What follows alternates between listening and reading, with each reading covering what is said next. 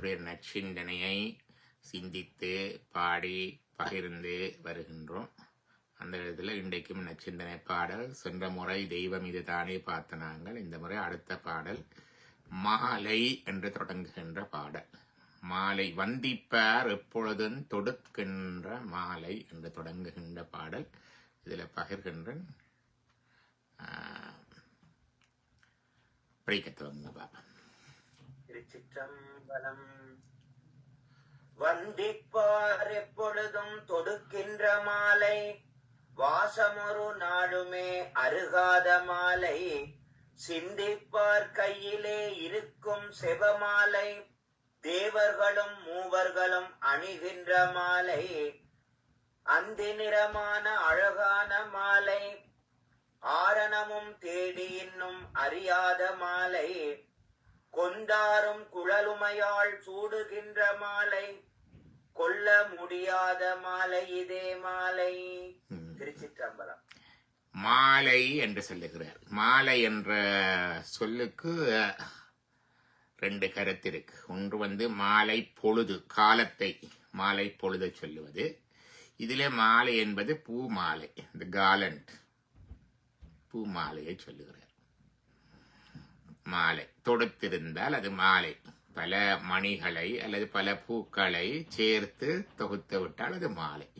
ஒரே வகையான பூவில தொடுத்தால் அது மல்லிகை பூ மாலை, கொன்றை பூ மாலை என்று சொல்லுவோம். பல பூக்களை சேர்த்து தொடுத்தால் கதம்ப மாலையா வந்து, கதம்பம் என்றால் பலது சேர்த்தது அப்படி வருகிறது. பாட்டால தொடுத்தால் அது பா மாலை. பா என்பது பாட்டு. பா மாலை புனைந்தேத்தி என்று சொல்லுவார்கள். புனைந்தேத்தி, இது எந்த மாலையை சொல்லுகிறான்னு பார்ப்போம். அதோட நாங்கள் எங்களுக்கு எல்லாருக்கும் செபமாலையும் இருக்குது. பஞ்சாட்சர சொல் செபமாலையும் இருக்கு. பார்ப்போம், பாடைய பார்ப்போம். வந்திப்பார் எப்பொழுதும் தொடுக்கின்ற மாலை. வந்திப்பார் என்றால் வணங்குபவர்கள். வந்திப்பவர் உன்னை வானவர் தானவர் ஆனவர்கள், சிந்திப்பவர் நட்டிசமுகர் நாரணர் சிந்தையுள்ளே, பந்திப்பவர் அழியா பரமானந்தர் பாரில் உன்னை, சிந்திப்பவர்க்கு எளிதாம் எம்பிராட்டி நின்றே என்று அபிராமி அந்த அதில் சொல்லுவார். வந்திப்பவர் கொண்டா வழிபடுபவர்கள். உன்னை யார் வழிபடுகிறார்கள்? வானவர் தேவர்கள், தானவர் அசுரர்கள். அதுதான் அங்கே சைவத்தில் இருக்கிற மிக சிறப்பான சிறப்பு என்னென்று கேட்டால், எல்லா சமயங்களையும் கெட்டவர்கள் எல்லாரும் சாத்தாண்டியாக்கள் என்று எதிர்கட்சியில இருத்தியாச்சு. சைவத்தில தான் எல்லாரும் ஒரே கட்சி, எதிர்கட்சியே கிடையாது. கடவுளுக்கு இது எதிர்கட்சி. அப்ப எங்கள் சமயத்திலேதான் அசுரர்களும் சிவனைத்தான் வழிபடுகின்றார்கள். தானவர் என்பது அசுரர்கள்.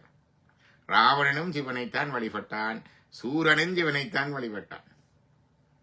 எல்லா அசுரர்களும் வழிபடுவது சிவனைத்தான். அதனுடையினால அந்த எல்லாரும் வழிபடுகின்ற மாலை. அதே மாதிரி பேய் பூத பிசாசுகள் என்றா கிறிஸ்தவ சமயம் மற்ற சமயங்களில் ஏதோ கெட்ட சாமான்ட்டு துரத்துவார்கள். நம்ம சமயத்துல சிவபெருமான கூட்டம் 14 கணங்கள்ல பேய் கணங்களும் இருக்கு. கணங்கள் என்ன, நம்ம 63 நாயன்மார்களே ஒரு நாயனார் பேய் உருவம் பெற்றவர், காரைக்கால் அம்மையார். காரைக்கால் பேய் என்று தன்னையே குறிக்கின்றார். அப்படி பேயின் நம்ம கூட்டம்மா. வந்திப்பார் எப்பொழுதும் தொடுக்கின்ற மாலை. வந்திப்பவர் உன்னை வழிபடுபவர்கள் எப்பவும் தொடுக்கின்ற மாலை. உன்னை வழிபடுபவர்கள் தங்கட கையால பூமாலை புனைந்தேத்தி புகழ்ந்து பாடி, தலையார கும்பிட்டு கூத்து மாடி சங்கரா போட்டி போற்றி என்று கொண்டு சொல்லுவார். பூமாலை புனைந்தேத்தி புகழ்ந்து பாடி. அப்ப எங்கட கையால சுவாமிக்கு பூ போடுறது பெரியதொரு பேரு. உண்மை, மிக சிறந்த ஒரு பேர். எங்கட கையால சுவாமிக்கு ஒரு பூ வைக்கிறது.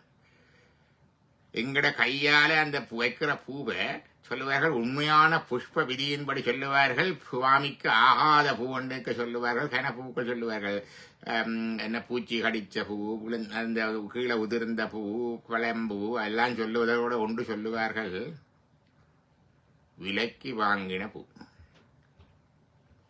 விலைக்கு வாங்கின பூ ஆகாதுன்னு இருக்குது. ஆனால் நாங்கள் இயலாததுல விலைக்கு வாங்கித்தான் வைக்கிறோம்.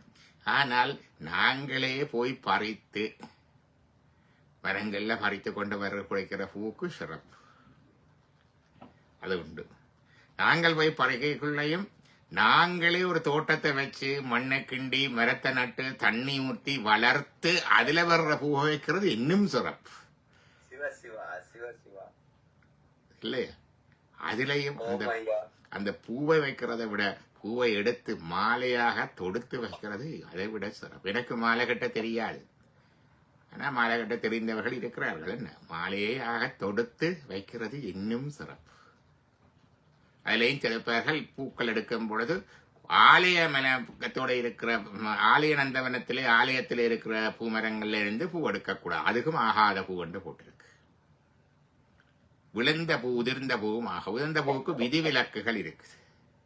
ஒன்று சொல்லுவார்கள் பவள மல்லிகை. பவள மல்லிகை மேல நிற்கிறது குறைவு, ஆனா புஸ்தகங்கள்ல அப்படி போட்டு இல்லை. ஆனா மரபில கீழே ஒரு துணியை விரிச்சு விழுந்த பூ எடுக்கிறது இருக்கு பவள மல்லிகை. ஏன்னா நான் கொழும்பில் இருக்க பழ மல்லிகை மரத்துல இருந்து எடுக்கிறேன். நான் அந்த வீதியில இருக்கிறது எடுக்கலாம் மரத்துல இருந்து. அடுத்தது இன்னொன்று இருக்கிறது, ஞானிகள் பூஜை செய்கின்ற பொழுது புறம்பேய மரங்கள் பூசிக்க வேண்டில். புறம்பே என்ற ஞானிகள் எப்பொழுதுமே சிவத்தை கண்டு சிவத்தோட இருப்பார்கள் உண்டு. அவர்களுக்கு பூஜை செய்கிற தேவையோ அவசியமோ இல்லை. சிவன் புறம்பா இருக்கிறதா பூஜை செய்கிறது. இரண்டாவது ஞான பூசை செய்வார்கள். ஞான பூசை என்பது ஞானதுரனை ஓதல், ஓதிவித்தல், தான் கேட்டல், கேட்பித்தல், அதன் பொருளை சிந்தித்தல், இவையைந்தும் இறைவனடி அடைவிக்கு வெளியில் ஞான பூசை செய்வார்கள். அதுலேயும் இருக்குது. அதுலேயும் இது விடுபட்டு போறது உண்டு. 2. மூன்றாவது, அவர்களுக்கு வெளியில பூஜை பண்ணணும் என்று யோசிச்சா அவர்கள் கீழே உதிர்ந்த பூவும் எடுத்து பூசை செய்வார்கள். பூமரத்தின் கீழ் உதிர்ந்த போதுகளும் கொண்டு என்று சொல்லியிருக்கிறார். அது விதிவிலக்கு ஞானிகள் செய்கிற பூசை. மற்றவை கீழே கொட்டுண்ட பூ எடுத்து பூஜை பண்றதில்லை. இப்படி அந்த பூவுக்கு மிக சிறப்புண்டு. பூசை என்ற சொல்லே பூவினால் செய்யப்படுவது பூசை. தமிழ்ல பிறந்த சொல்லு.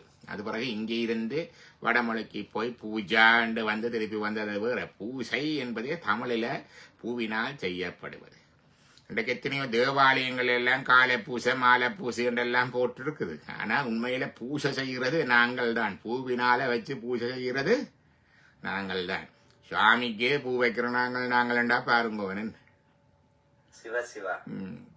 அப்படி பூவுக்கு இவ்வளவு சிறப்பு இருக்கு. 2வது, அந்த பூவண்டது என்னன்னா, பூ இருக்கிற இடத்துல வளமான மண் இருக்கும், பூ இருக்கிற இடத்துல நீர் இருக்கும், பூ இருக்கிற இடத்துல தேனி இருக்கும். தேனி இருந்தா தான் மகரந்த சேர்க்கை நடந்து மற்ற மரங்கள்ல காய்கள் பழங்கள் எல்லாம் இருக்கும். இப்ப இந்த பூவண்ட வைக்கிறதால நாங்கள் எவ்வளவோ விடயங்களை சூழல்ல நாங்கள் உறுதிப்படுத்துகிறோம். பூ வைக்கிறதால விலைக்கு வேண்டியலாது. அப்ப உங்களை சுத்தி தான் வச்சிருக்க வேண்டும். அப்ப மண்ணை கிண்டி பூ மரம் வைக்க வேண்டும். மண்ணை வளமா வச்சிருக்க வேண்டும். மண்ணை பாதுகாக்க வேண்டும். மண்ணில இருந்து வேணும். அடுத்தது, மண்ணோட வேலை செய்தால் மனம் லேசாகும். மண்ணோட தொடர்பாக இருந்தா மனம் லேசாகும். வெளிநாடுகள்ல மன அழுத்தம் கூட. இலங்கையில வாழ்றவர்களுக்கு தெரியும் எவ்வளவோ நிச்சயமற்ற தன்மை. வேலை போயிட்டா அடுத்ததுக்கு வேலை கிடைக்குமோ தெரியும். இங்க வேலை போயிட்டாலும் ஒரு கொஞ்ச நாளைக்கு ஒரு அரசாங்க கொடுப்பனவு இருக்கும். விபத்து நடந்தாலும் ஏதோ கொடுப்பனவு இருக்கும். செத்து போனாலும் ஏதோ அரசாங்க உதவிகள் அதுகள் இருக்கும். அப்படி இருந்து இங்கே ஏன் ஸ்ட்ரெஸ் என்ற அந்த மன அழுத்தம் கூட? என்ன மண்ணோட தொடர்பு இல்லாம போறதால. அங்க அப்படி ஒன்றும் இல்லை என்றாலும் மண்ணோட தொடர்பு இருக்கிறதால எல்லாரும் நிமிந்து வளர்ந்து கொண்டு போறார்கள். நான் சொல்ற 7S என்று சொல்றேன். நான் அந்த விடயங்கள் 7S அதுல ஒன்று கண்டு சாயில், மண்ணில கால் வச்சு நடக்கிறது, மண்ணில கை வச்சு வேலை செய்கிறது மிகப்பெரிய உடல் ஆரோக்கியத்திற்கு உடல் ஆரோக்கியத்துக்குரிய வழி. அடுத்தது எஸ் என்றது சன், சூரிய ஒளி படுவதற்கு மேல வர்றதுக்கு என்றது மிகப்பெரிய வழி. ஸ்வெட், வேர்க்க வேலை செய்கிறது மிகப்பெரிய வழி. மன ஆரோக்கியம், உடல் ஆரோக்கியத்துக்கு வழி. ஸ்கை, வானத்தை, இரவில வானத்தை பார்த்து நட்சத்திரங்களை சந்திரனை பார்த்து ரசிக்கிறது, அது மிகப்பெரிய ஒரு வழி. ஸ்மைல், கொஞ்சம் சிரிக்க வேணும், வாய் விட்டு இறுக்கி கொண்டிருக்கப்படாது. நல்ல வடிவ பகுடி விட்டு சிரிச்சு சந்தோஷமா இருக்க வேணும். அதுக்கு ஒரு வழி. சிவப்பு ஸ்மைல். இப்படி அந்த அதுகள்ல நிறைய இருக்குது. ஆனபடியினால இந்த பூ அண்டு வருகிற பொழுது மண் முதல், ரெண்டாவது நீர், நல்ல நீர் அங்க இருக்குது. மூன்றாவது அந்த பூ வருகுதுண்டா தேனி பூச்சிகள் எல்லாம் வருகுது. இனி சில பூக்கள்ல இருந்து காய்கள் பழங்களை சாப்பிட குருவிகள் மிருகங்கள் வருகுது இல்லையா? ஓமையா அது வருகுது. இனி பூக்கள்ல பல பூக்கள்ல எத்தனையோ மருத்துவ குணங்கள் இருக்குது. நேற்று பார்த்து எங்களை வீட்டு எங்களை கிளினிக்கு பக்கத்தில் இருக்கிற கடையில போய் பார்த்தால் சிவந்தபுரத்தம் பூவை எடுத்து அரைச்சு அது விற்கணும். ஆவாரம் பூவை விற்கணும். ஆவாரம் பூ உலர்த்தின பூ, ஆவாரம் பூ அரைச்சு விற்கணும். இப்படி ஒவ்வொரு பூவுக்கு வேப்பம்பூவில வடகம் பூ போடா இப்படி பூக்கள்ல இவ்வளவு விஷயம் இருக்குது. தேனி இல்லாட்டி உலகமே இல்லையா? இன்னைக்கெல்லாம் வந்து இரண்டா தேனி மகரம் தேய்ச்சதுக்கு செய்யாட்டி எத்தனையோ இடங்கள்ல காய்கள் மரங்கள் வராது, தாவரம் நின்றுடும். இவ்வளவு பெரிய விஷயம் அந்த பூவுக்குள்ள இருக்குது. மண் இருக்குது, நீர் இருக்குது, பூச்சி இருக்குது, புழு இருக்குது, புறாக்கள் கிளிகள் இருக்குது, விலங்குகள் இருக்குது, மனுஷர் இருக்கணும், சூழல் இருக்குது. அந்த பூவை வச்சு பூஜை செய்ய வேணும்னு போட்டு பாத்தீங்களா? ஓமையா ஓமையா எவ்வளவு பெரிய ஒரு echo system is connected with பூசை. எக்கோ சிஸ்டம் கனெக்டட் வித் பூசை, எக்கனாமிக் சிஸ்டம் கனெக்டட் வித் திருவிழா. அது இயங்கு நிலை பொருளாதாரம். விழா வந்துட்டு என்றால் வாத்தியக்காரருக்கு ஒரு பக்கம், நாயனம் வாசிக்கிற ஒரு பக்கம், தாளம் போடுற ஒரு பக்கம், எண்ணக்காரர் ஒரு பக்கம், கச்சாங்கடலை வைக்கிற ஒரு பக்கம், வெள்ளை அடிக்கிற ஒரு பக்கம், துணி வெள்ளை கட்டுறவர் ஒரு பக்கம், கோயில் துப்புரவாக்குற ஒரு பக்கம், கேணி இறைச்சு அது செய்கிற ஒரு பக்கம், பாடல் பாடுறவர்கள் பாட்டு ஓதுவார்கள் ஒரு பக்கம், கலைஞர்கள் ஒரு பக்கம், பிரசங்கம் செய்கிற ஒரு பக்கம். எத்தனை பேருக்கு அந்த பொருளாதாரம் போய் சேருதுன்னு பாருங்க. இனி திருவிழாவுக்கு பாலை கொண்டு வா, தேனை கொண்டு வா, நெய்யை கொண்டு வா, பழத்தை கொண்டு வாண்டு அந்தந்த தோட்டக்கார விவசாயிகள் அவை எல்லாரும் ஒரு பக்கம். எத்தனையோ பேருக்கு ஒரு இயங்கு நிலை பொருளாதாரமாக திருவிழா இருக்கு. அது மட்டும் இல்ல, எத்தனையோ விழாக்களை கண்டிருக்கிறேன். சின்ன பிள்ளைகளுக்கு விழா, முதியோர் விழா, இளந்தாரிகள் ஆடுற கூத்து விழா, இப்படி இப்ப வயசானவர்கள் கூத்தடிக்கிற விழா, இந்த பாடசாலை ஒன்று கூடல்கள், ஊர் ஒன்று கூடல்கள், இப்படி எல்லாம் கணக்கப்பா. ஆனா எல்லா வயதினரும் எல்லா பருவத்தினரும் ஒருங்கு சேர ஒரு இடத்துல இருந்து பல்வேறுபட்ட விடயங்களை ரசிச்சு அனுபவிக்கிற இடம் திருவிழா இல்லையா? அதிலும் கோயில் திருவிழா. கோயில் திருவிழா தான் சொல்றேன், வேற என்ற திருவிழா. ஆனா இப்ப கோயில் திருவிழாக்களே இறுக்கி பிடிச்செல்லாம் கட்டுப்படுத்தி கொண்டு வரணும். சில திருவிழாக்கள் இன்னும் இருக்குது. கூத்தாட்டு ஒரு பக்கம், கடைகள் ஒரு பக்கம், விளையாட்டு சாமான்கள் ஒரு பக்கம், வானவேடிக்கு ஒரு பக்கம், இசை நிகழ்ச்சி ஒரு பக்கம், மேளக்கச்சேரி ஒரு பக்கம், கூத்தடிக்கிற ஒரு பக்கம் இல்லையா? சின்ன பிள்ளைகள் விளையாடு எல்லாம் யானை வருகுது, பூனை எல்லாம் வருது. அப்ப வந்திப்பார் எப்பொழுதும் தொடுக்கின்ற மாலை என்ற அந்த மாலைக்கு உள்ள பூவில இவ்வளவு விஷயம் இருக்கு, திருவிழாவில இவ்வளவு விஷயம் இருக்கு, பூசையில இவ்வளவு விஷயம் இருக்கு. பூ வந்து ஒரு எக்கோசிஸ்டத்தை கனெக்ட் பண்ணது. பூ மற்றது பூவும் பூசையும், மற்றது திருவிழாக்கள் எல்லாம் எக்கனாமிக் சிஸ்டத்தை கனெக்ட் பண்ணுது. அடுத்தது வாசம் ஒரு நாளுமே அருகாத மாலை. இது வித்தியாசமான மாலையா இருக்குதே. வாசம் ஒரு நாளுமே அருகாத அருமையா இல்லாம போகாது, எப்பவுமே வாசமா இருக்கிற மாலையா. பூக்கள்ல இருக்கிற வாசம் வாடினோன்னு போயிடும், அழகு போயிடும். ஆனா இது என்ன வாசம் ஒரு நாளுமே அருகாத மாலை என்று போட்டிருக்கிறாரு. அது என்ன மாலை? எப்பவுமே நறுமணம் வீசிக்கொண்டிருக்கின்ற மாலை. அப்ப இது பூ மாலையை விட வேறு ஒரு மாலையா இருக்க வேண்டும். பாப்போம். சிந்திப்பார் கையிலே இருக்கும் செபமாலை. செபமாலை, செபம் செய்கிற மாலை. எத்தனை பேர்கிட்ட செபமாலை இருக்குதோ தெரியாது. யார்கிட்ட செபமாலை இருக்குது? அந்த மாலையில உருட்டி உருட்டி ஜெபம் செய்ய வேணும். என்ன ஜெபம் செய்ய வேணும்? நமசிவாய நமசிவாய பஞ்சாட்சரத்தை சொல்ல வேண்டும். ஏன் மாலையில சொல்றதுனால என்ன பலன்? சும்மா எண்ணலாம் தானே. சொல்ற கையால எண்ணி சொல்றது இருக்கு, விரலறையால் என்றது ஒன்று இருக்குது. பிறகு மாலையை விரல் என்றவரை மாலையில் என்றது சிறப்பு. மாலையிலே எத்தனையோ மாலை இருக்கு. இப்ப எல்லாம் சிவாச்சாரியார் குருக்கள் மேல பார்த்தா நிரந்தரமா மாலை போட்டிருக்கிற உருத்திராட்சத்தக்கான்றது அரிது. இப்ப பவள நிறத்துல மாலை, பச்சை நிறத்துல மாலை, முத்தில மாலை, ஸ்படிகத்தில மாலை என்று நிறைய இருக்குது. படிக மாலை, முத்து மாலை, பவள மாலை, துளசி மாலை, எல்லா மாலைக்கும் ஒவ்வொரு பலன் இருக்கு. இப்ப கடைசியாக கொண்டு போட்டார்கள் என்ன கருங்காலி மர மாலை என்று அது வர வந்துட்டுது. அதுக்கும் பலன் உண்டு, இல்லை என்று இல்லை. ஆனால் உருத்திராட்ச மாலை அனைத்திலும் சிறப்பு. ஆர்வனாளர் தன்னுடைய சைவ வினாடு சொல்லுவார், இந்த இதிலும் பார்க்க இது எத்தனையோ 100 மடங்கு சக்தி. இதை உருத்திராட்ச மாலையில ஜபிக்கிறது. இரண்டா எல்லா மாலைகளுடைய மணிக்கும் நீங்கள் அந்த துளை போட்டுத்தான் சேர்க்க வேணும். உருத்திராட்சத்துக்கு சொல்லுவார்கள் நல்ல முத்தி விளைஞ்ச மணிக்கு நடுவில் துளை தானா இருக்குமா. சிவகுமார் கண்டிருக்கிறீங்களோ தானா துளை இருக்கிற மலை மணி? ஓமையா இருக்கு ஐயா, இருக்கு. அது சில மாலைக்கு தான் அப்படி வரும் இல்லையா? ஏன்னா ஐயா அந்த எறும்புகள் வந்து இந்த வழியால போயிட்டு அந்த வழியால வெளியில வரும்.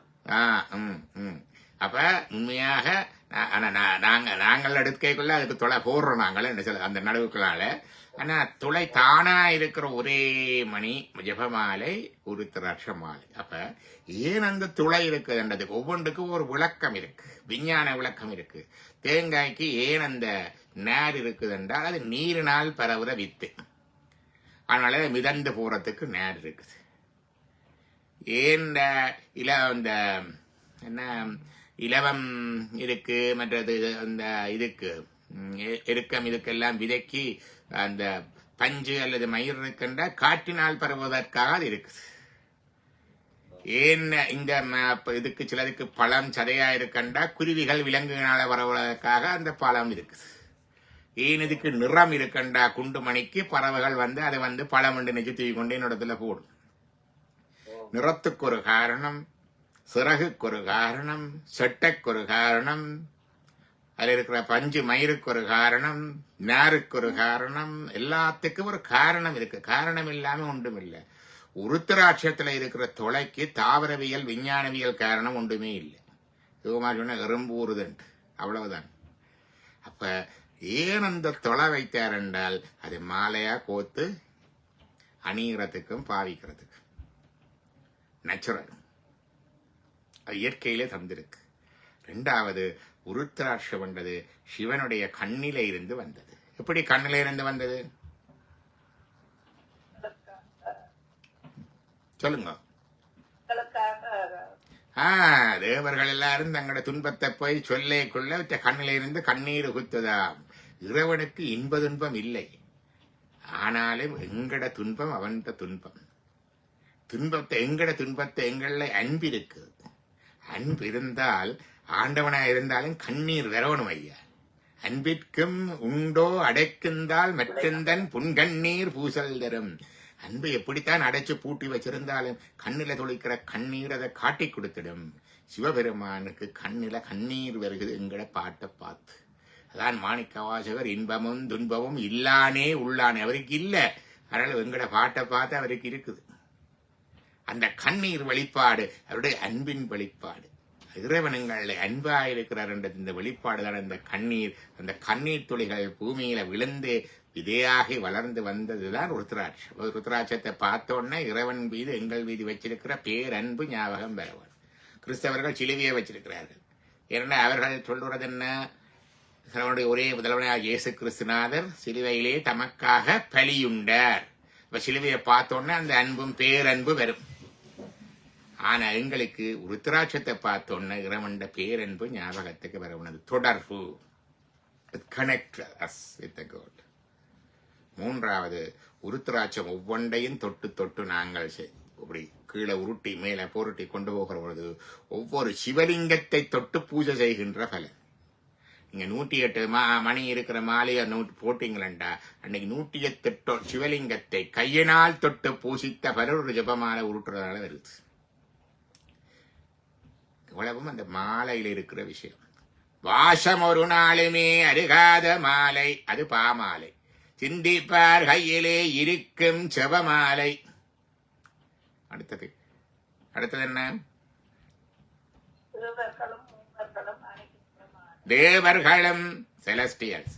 மூவர்கள் என்றது யாரு? ஒருத்திரன் முத்தேவர்களும் அணிகின்ற மாலை. அப்ப அந்த மாலை என்ன மாலை? ஆறு தேவர்கள், திருமால், பிரமன் எல்லாரும் அணிகின்ற மாலை என்ன மாலை? உருத்திராட்ச மாலை.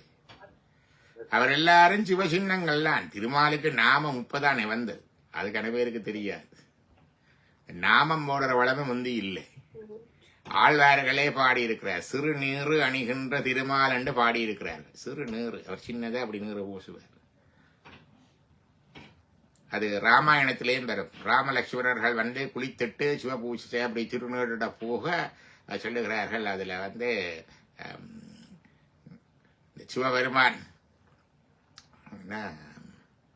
சிவபெருமான் போற மாதிரி இருக்கட்டு. அவர்கள் எல்லாம் திருநீர் தான் பூசினவர்கள், ராமர் இல்ல. இப்பதான் அந்த நாமம் என்ற சொல்லு எங்கட பழந்தமிழ் அகராதி நிகண்டுகள்ல இல்லை. 10ஆம் நூற்றாண்டு வரைக்கும் இல்லை, நாமம் என்ற சொல்லு இல்லை.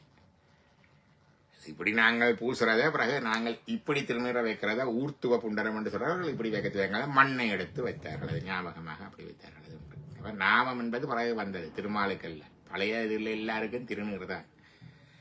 தேவர்களும் மூவர்களும் அணிகின்ற மாலை. அடுத்தது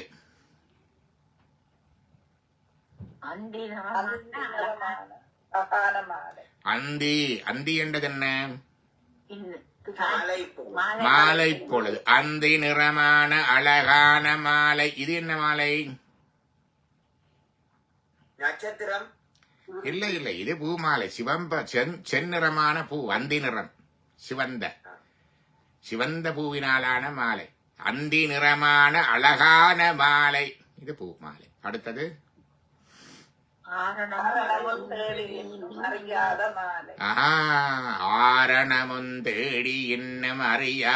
மாலை. ஆரணம் என்பது என்ன? வேதங்கள். ஆரணம் ஆகமங்கள் அருளினால் உருவு கொண்டு காரணன் அருளானாகில் கதிப்பவர் இல்லையாகும். சிவஞான சித்தியார்.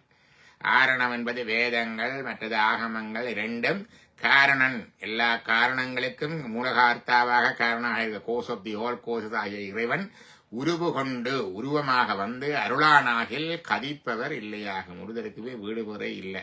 அப்ப அந்த வேதங்கள், இந்த வேதங்கள் கூட முழுமையாக சொல்ல முடியாது. வேதங்கள் ஐயா எனவோங்கி ஆழ்ந்து அகன்ற நுண்ணியனே என்று படிப்பார்கள். இந்த வேதங்கள் கூட சொல்ல முடியாது.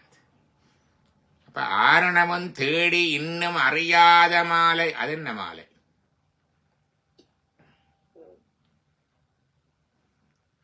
ஆரணமும் தேடி இன்னும் அறியாத மாலை யாரு? சுவாமி சிவபெருமான். எத்தனை மாலை வந்துட்டு பாருங்க. அடுத்தது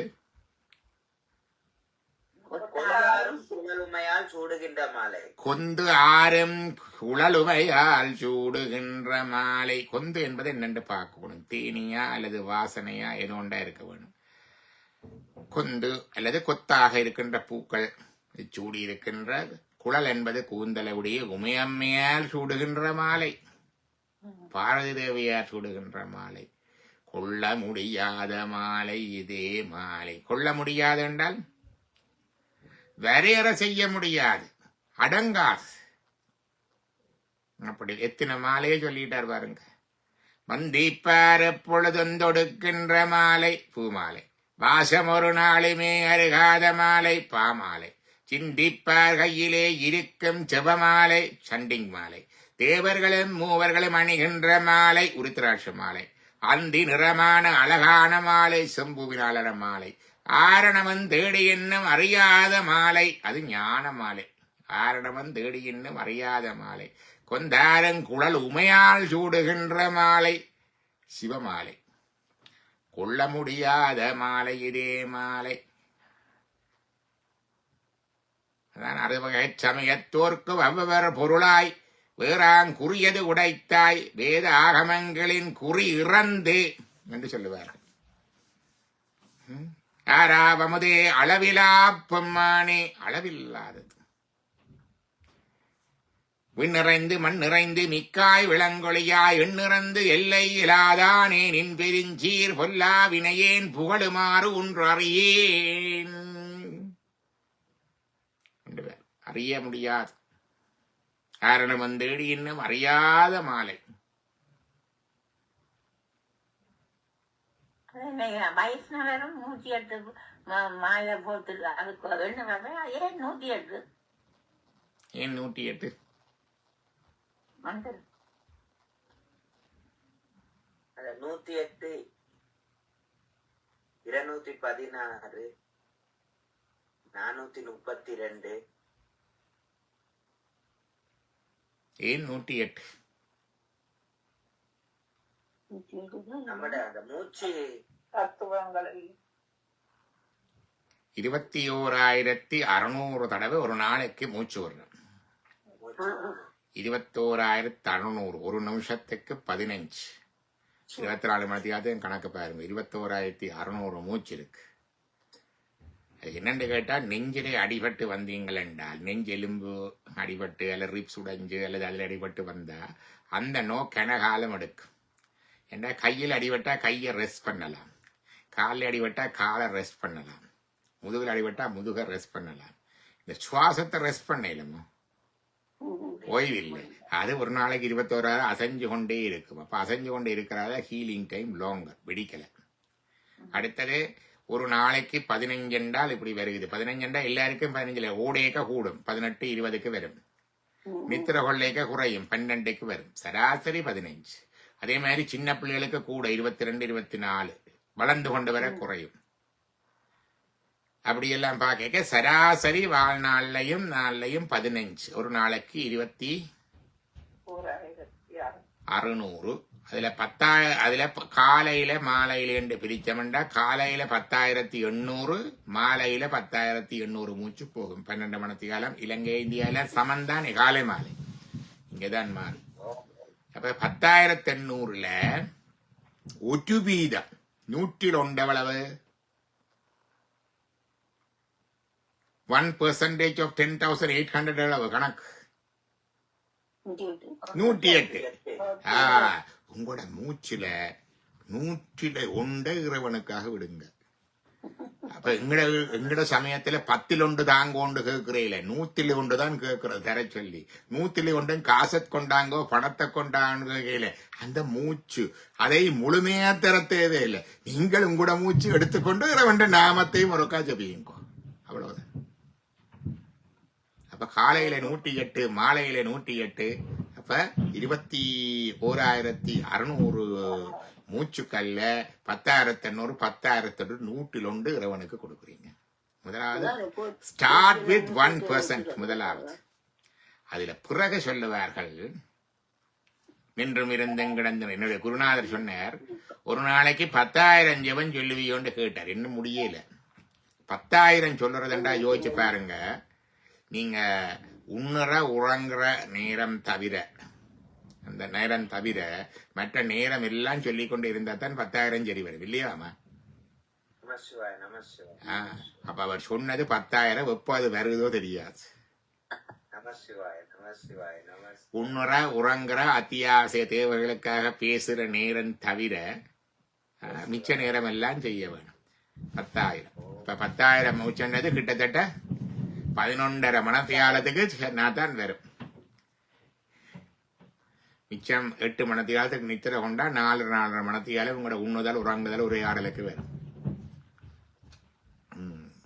அதுதான் அதிന്റെ சிறப்பு. அடுத்தது எது?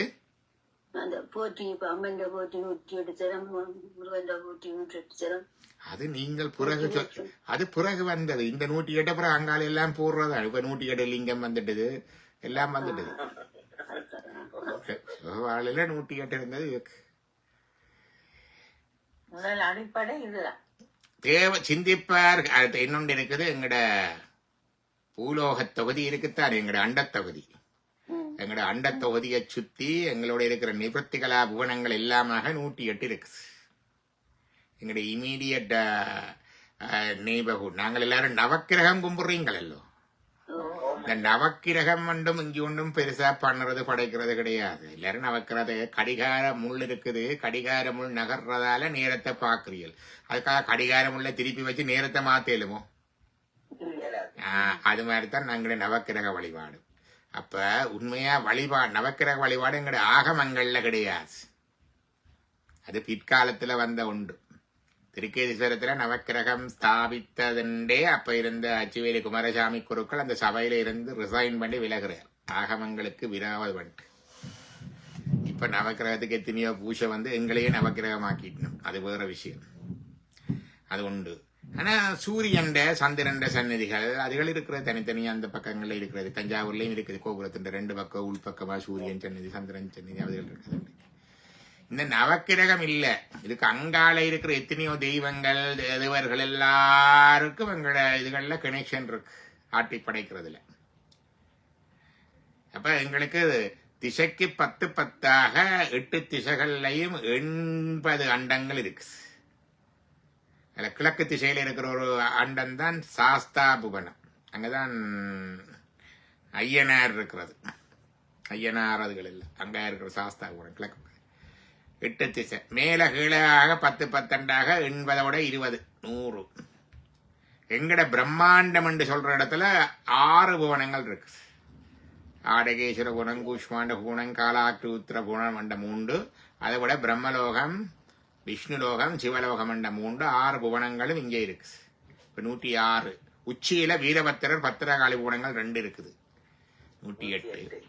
அப்ப எங்கட வாழ்க்கையில நீங்கள் இறக்கிறது சாகிறது அது வாரது இது வாரது எல்லாத்தையும் இந்த 108 அண்டங்கள்லயும் இருக்கிற ஒவ்வொரு தெய்வங்கள் தேவர்கள் ஆளுகின்றார்கள். கனெக்ஷன் இருக்கு எல்லாருக்கும். நாடி 72,000 நாடி அம்மா எங்களுக்கு இங்க இருந்த எனர்ஜி சேனல்ஸ் இப்படியே வந்து தச நாடிகள் எல்லாம் 72 வெளி முழுக்க பறந்து பிரபஞ்சம் முழுக்க சேர்த்திருக்கு. தான் பிரபஞ்சம் பிரபஞ்சம் என்று சில பேர் சொல்லிடுமே. இப்ப புதுக்கடவுள் கடவுள் என்று சொல்றதுக்கு வெக்கப்பட்டு பயப்பட்டு பிரபஞ்சம் பிரபஞ்சம் என்று சொல்ற கூட்டம் ஒன்று இருக்குது. இப்ப கெடுப்பீங்கள என்ன கனடாவிலே சொல்லுறவ சில பேர் வழிபடுவினம் எல்லாம் செய்வினம் பிரபஞ்சம் மருது செய்தது பிரபஞ்சம் சடம் ஐயா. அத பிரபஞ்சம் இப்படி கனெக்டடா அதுக்குரிய அதிதெய்வங்கள் எல்லாம் இருந்து எங்களை ஆட்டுது. இந்த 108 அண்டங்களிலே இருக்கிற அதிதெய்வங்கள் உறைந்து இந்த பிரபஞ்சத்திலிருந்து எங்களை ஆட்டுகின்றது. அந்த 108 நாங்கள் ஆட்டோணும் என்றா இந்த 108 ஜபமாலையை வச்சு உருட்டோணும். புரிஞ்சுதா? இப்ப நவக்கிரகத்தை 9,000 சுத்தி ஒன்றும் செய்ய நவக்கிரகம் பிரபஞ்சத்துல இருக்கிற 108 ஒரு தூசில 101 தான் நவக்கிரகம். அதான் 108. சிந்திப்பார் கையிலே இருக்கும் ஜபமாலை, தேவர்களும் மூவர்களும் அணிகின்ற மாலை. எல்லாரும் முருத்தராஜதாரிகளா தான் இருக்கிறார்கள். மந்திரமாவது நீரு, வானவர் மேலது நீரு. வானவர் மேலது என்ற வானவர்கள் உடம்பிலே இருக்கிற திருமேனியிலே இருப்பது நீர். அதே மாதிரி கண்டிகையும் இருக்கு, உருத்திராட்சம் இருக்கு. அந்தி நிறமான அழகான மாலை. சிவரத்தை பூவில கட்டி போட்டா இப்படி இருக்கும் பாருங்க, சிவப்பு. அந்தி நிறமான அழகான மாலை, ஆரணமும் தேடி இன்னும் அறியாத மாலை. கொந்தாரும் குழல் உமையால் சூடுகின்ற மாலை, கொள்ள முடியாத மாலை இதே மாலை என்று போட்டிருக்குது இந்த பாடல். இது மாலையை பற்றி போட்டிருக்குது.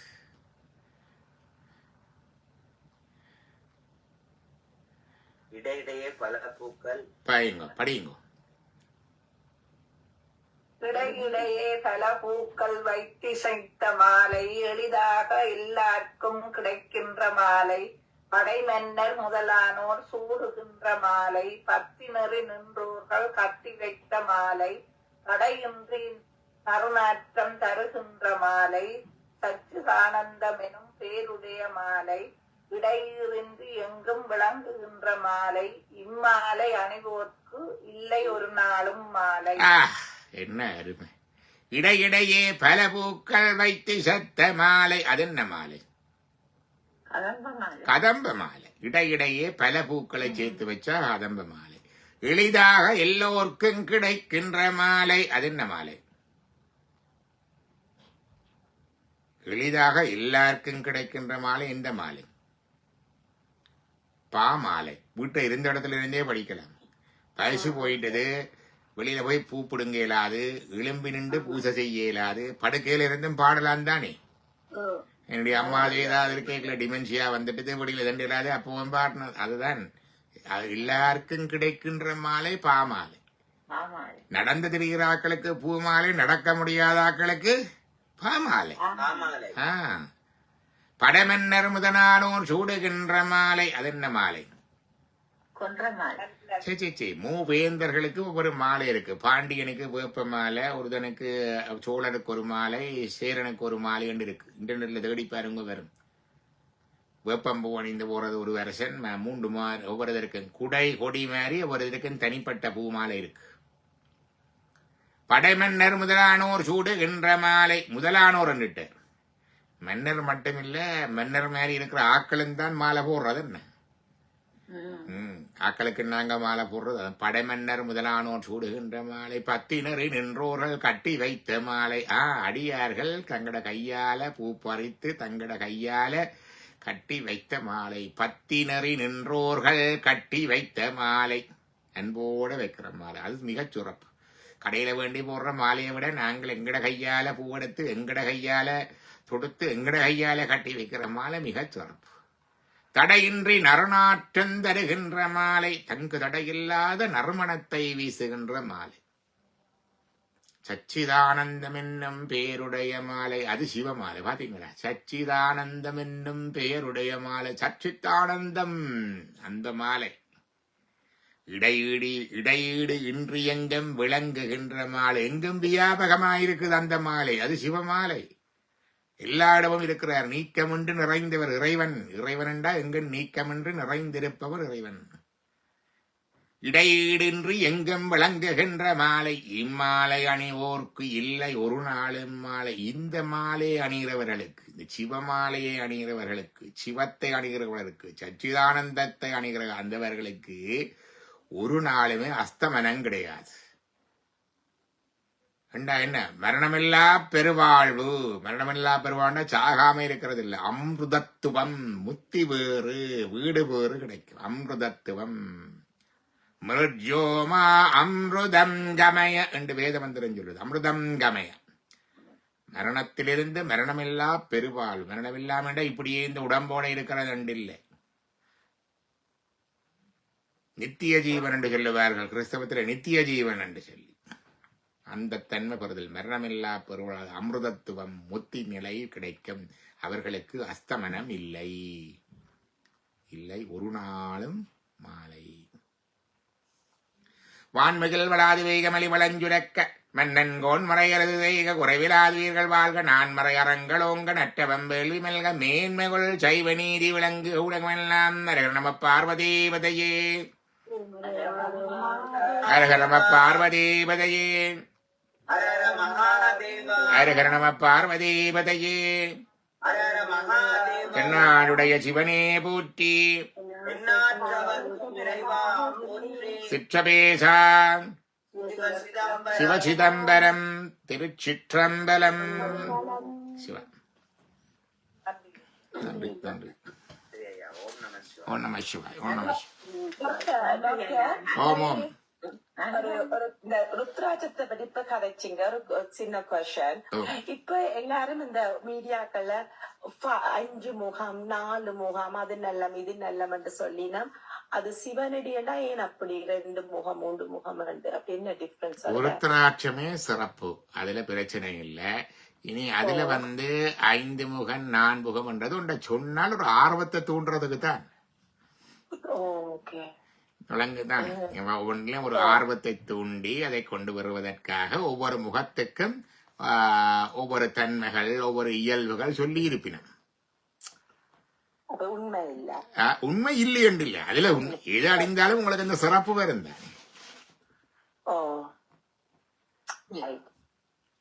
எதை அணிந்தாலும் அந்த சிறப்பு வரும் உங்களுக்கு இல்லையா? அது தன்மை. அது ஒவ்வொன்றுக்கும் ஒவ்வொரு சிறப்புகள் தன்மைகள் இருக்குது. அதை பணிந்தால் அந்தந்த அது நாங்கள் அந்த இதுல பார்ப்போம். இதுல என்றால் சைவ வினாவிடையில அந்த உருத்திராட்சவியல் என்ற ஒரு பகுதி இருக்குது. விபூதிகளுக்கு பிறகு உருத்திராட்சவியல் ஒன்று வரும். அந்த உருத்திராட்சவியல்ல இந்த வேறு வேறு முகங்களை பற்றி சொல்லப்பட்ட நேரடியாக சொல்லவில்லை. சில விடயங்களை அங்கால இதுல விளக்கத்துல சொல்றது இருக்குது. நான் நினைக்கிறேன் இது விபூதியல் ருத்ராட்சவியல் நினைக்கிறேன் 7வது அதிகாரமா இருக்க வேணும். சில வேலை பார்ப்போம், அடுத்து பார்க்கிறேன் பொருங்க. உங்களுக்கு பகிர்ந்து கொண்டால் சில வேளை அது இலகுவாயிருக்கு. அதுல 7வது அதிகாரம் சைவ வினாவிடையில இருக்கிறது. இதுல பகிர்றன் பாருங்க. உண்மையிலேயே அந்த முகங்கள் நான் பார்த்திருக்கிறேன். இப்ப நான் காய்களை பொறுக்க போன இடத்துலயா 4 முகம் வந்திருக்குது. அது இருக்கு, அது இருக்கு, அது எல்லாரும் பாக்குறது இருக்கு. இது ருத்ராட்ச, இதுதான் பெரியதா எல்லாம் இருக்கும். இது ருத்ராட்ச மரம் சிவகுமார் தான் கொண்டே காட்டின ருத்ராட்ச மரம். சும்மா எல்லாருக்கும் காட்ட மாட்டார். அதெல்லாம் சிவபூஜை செய்து அந்த இதுல இருக்கிற ஆக்கள் தான் காட்டுறது. எல்லாரும் சும்மா அதை 2-3 காட்டுறது இல்ல, காட்டப்படான்னு சொல்லி இருக்கு. கேட்கவும் படாது ஒரு தரம் போய் உருத்திராத்தன் தரித்ததில் இதான் உருத்திராட்ச மரம் நாங்க போய் பார்த்தது. இது உருத்திராட்ச மரம். உருத்திராட்ச விதைகளை கையில் எடுத்து வச்சிருக்கிறோம். இதுதான் அந்த முகங்கள். 1 முகம், 2 முகம், 3 முகம், 4 முகம் என்று இருக்குது. இங்க என்னுடைய நான் அணிந்திருக்கிறது இதுல இருக்கிறது ஒன்று இருக்குது. இது 1 முகம் என்று சொல்லுவார்கள். 1 முகம் 2 முகம் என்று அப்படி ஒன்று இருக்குது. அப்ப இது பாத்தீங்கன்னா இந்த பாட்டை பாத்தீங்கன்னா விளங்க. இதுல என்ன போட்டிருக்கேன், இது சிதம்பரநாத முனிவர் என்ற நடராஜ சதகத்துல இருக்கிற 72ஆம் பாடல் சொல்லுது. தக்க 9 வடுகன், 9 முகம் இருந்தா அது வைரவர், வடுகன் என்ற வைரவர். ஹரி 10 வதனமாம், 10 என்பது ஹரி அல்லது விஷ்ணு. சாற்று 11 முகந்தான் சதுமறை சொல் 11 உருத்திரர்கள். 11 முக உருத்திரம் 11 ருத்ரர்களை குறிக்கும். 12 தாழிரவி, 12 முகமுடைய ருத்ராட்சம் 12 ஆதித்தர்களை குறிக்கும். 13 சேய், 13 முகமுள்ள உருத்திராட்சம் சேயோன் என்கிற முருகனை குறிக்கும். 14 சிவன் சக்தி, 14 முகமுள்ள உருத்திராட்சம் சிவமும் சக்தியும் சேர்ந்திருக்கிறதா இருக்கும். 15 முகம் விந்து நாதம், 15 முகம் உள்ளது விந்து நாதன் 2ம் சேர்ந்தது ஒன்றாக இருக்கும். இப்படி அந்த ஒரு முகத்தை பற்றி இஞ்சால வரும். அக்கமணி 1 முகம் சிவம், 1 முகம் இருக்கிறது அது சிவம். 2 உமை, 2 இருந்தால் அது உமை. 3 அங்கி, 3 இருந்தால் அது அக்னி. 4 வதனம் மறையோன், 4 முகம் இருக்கிறது பிரம்மா, 4 முகன். 5 ருத்திரன், 5 முகம் இருக்கிறது ருத்திரனை குறிக்கும். 6 முருகவேள், 6 இருந்தால் முருகனை குறிக்கும். சேடன் 7 இருந்தா ஆதிசேடன். 5 கடவுள் 8ஆம் விநாயக கடவுளை குறிக்கும் 8 முக ருத்ராட்சம். இப்படி ஒரு பாட்டு இருக்குது. இது உண்டு. இது அங்கால சமஸ்கிருதத்திலேயும் இருக்குது. இது எங்க இருக்குன்னு கேட்டா சமஸ்கிருதத்துல இருக்கிறது ருத்ராட்ச ஜாபால உபநிடதம் என்ற உபனிஷத்துல உண்டு. ருத்ராட்சத்தை பற்றி ஒரு உபநிடதம் இருக்கு. அதுல இத சொல்லி இருக்கிறது. இங்க பாத்தீங்கன்னா அதுல போட்டிருக்கு ஏக வக்திரம் என்றா முகம். ஏகபத்ரம் ருத்ராட்சம் பரதத்வ ஸ்வரூபகம். 1 முகம் பரதத்துவத்தை குறிக்கும்.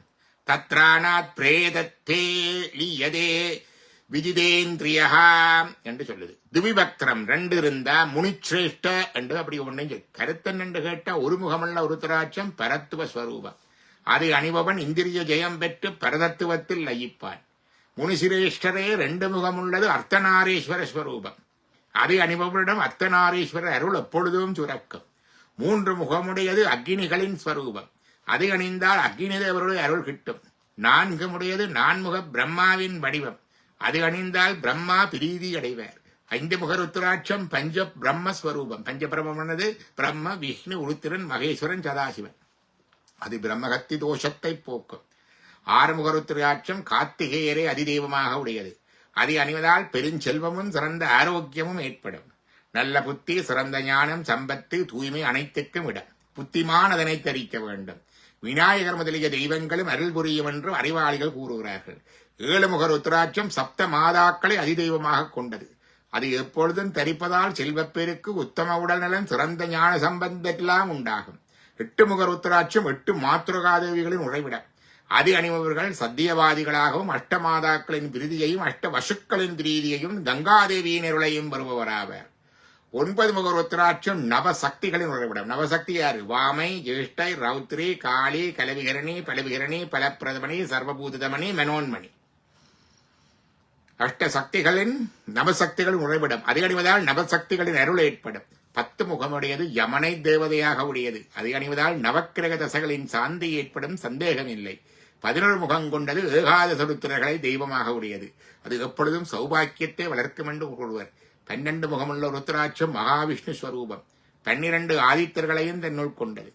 13 முகமுடையது விரும்பிய சுபசித்தியை அளிப்பது. இது அணிவதால் காமதேவன் அருள் கிட்டும். ருத்ரநேத்திரத்தில் தோன்றிய 14 முக ருத்ராட்சம் எல்லா வியாதிகளையும் போக்கி எப்போதும் ஆரோக்கியத்தை தோற்றுவிக்கும். இது சாம வேதத்திலே இருக்குது.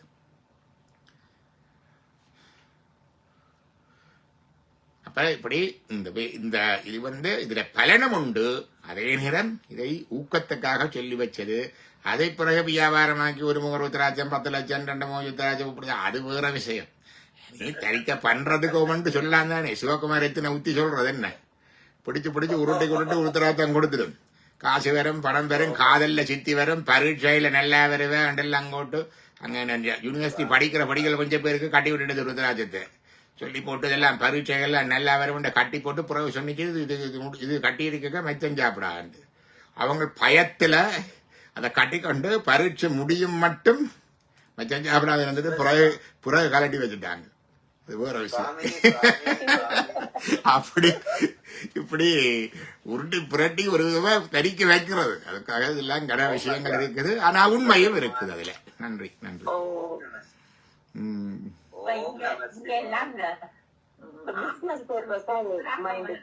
மாலைகள் நீங்கள் பஞ்சமுக ருத்ராட்சம் எல்லா இடம் இருக்குது. 5 முகம். சிவபெருமானுக்கு 5 முகம். ஈசானன் தற்புருஷம் அகோரம் பாமதவன் சத்தியம் சதாசிவ ரூபமா இருக்குது. அந்த சதாசிவ ரூபம் தான் சிவலிங்கம். இப்ப அதான் ஒன்று தொட்டு போக பிள்ளைங்களுக்கு சிவலிங்கத்தை பூஜைகிற பலன் இருக்குன்னு சொல்றது. அது பஞ்ச பிரம்ம ஸ்வரூபம். பிரம்மா, விஷ்ணு, ருத்ரன், மகேஸ்வரன், சதாசிவன் ஆகிய பஞ்ச பிரம்மங்களுடைய ஸ்வரூபமாக பஞ்சமுக ருத்ராட்சம் இருக்குது. இலகுவா கிடைக்குது. மலிஞ்சது. சிவகுமார கேட்டா சும்மாவும் தருவார். சும்மாதான் தருவார். நீங்க தட்சணை கொடுத்து தான் எடுக்கணும். அது வேற விஷயம்.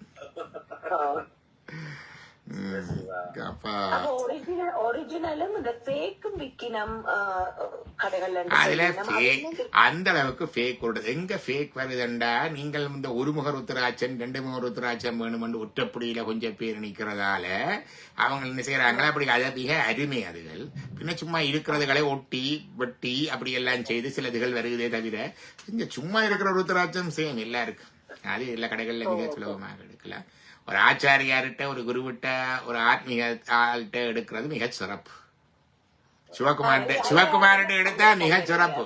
சிவகுமார்கிட்ட எடுத்தா மிக சிறப்பு. விபூதி திருநகர தரிச்சு அந்த ஸ்வரூபத்திலே இருக்கிறது. ஓம் ஓம். சிவகுமார் கொடுத்து விட்டா கொஞ்சம் ருத்ராக்கம் இருக்கு. யாருக்கும் தேவையா என்ன எடுக்கலாம்னு சொல்றேன். தட்சணைய கொடுத்துடுங்க. காசண்டு இல்ல, தட்சணை என்று சொல்லாது. தட்சணை என்ற இப்படி ஒரு பொருளை புழைக்க அதுக்கு என்னால இவ்வளவுதான் கொடுக்கக்கூடிய இருக்கின்ற ஒரு மனப்பாங்கோட கொடுக்க வேணும். ஒரு சிவனடியார்களுக்கு, சிவதொண்டுக்கு, சிவத்துக்கு சிவமேதார மாதிரி இல்ல. அதுகளை நான் அணிகிற ருத்ராட்சங்களும் கணக்கு அவர் தந்ததுதான். மற்றவைக்கு கொடுக்கறதும் அவர் தாரதுதான். சிவா கொஞ்சம் தந்திருக்காரு. அதுக்கு தேவையா தட்சணை வந்துட்டு எடுங்க. நன்றி நன்றி. என்ன குறையும் இலோமேலோர் எவ்வாவாய். சிவ சிவா.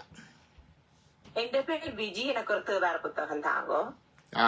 எப்படி சுவேந்தினியத்தான் தொடர்பு கொள்ள வேணும் நீங்க. சுவேந்தினி என்னோட போன் நம்பர் எழுதிட்டு எடுக்கிறீங்களா? 647 ஒரு செகண்ட் சாரி. ஆமா, சொல்லுங்க பிரச்சனை. சமய சம்பந்தமானது அது கட்டாயம் செய்யலாம். இந்த வாட்ஸ்அப் 961 9482 647 961 961 9482 948. ஒரு ருத்ராகம் இருக்கு. 108 போட்ட ருத்ராகமா எல்லாம் இருக்கு. பாத்துடுங்க. அந்த புத்தகம் இருக்கு. நல்லா thanks doctor. Thanks Siva. Phone பண்ணிட்டு வா.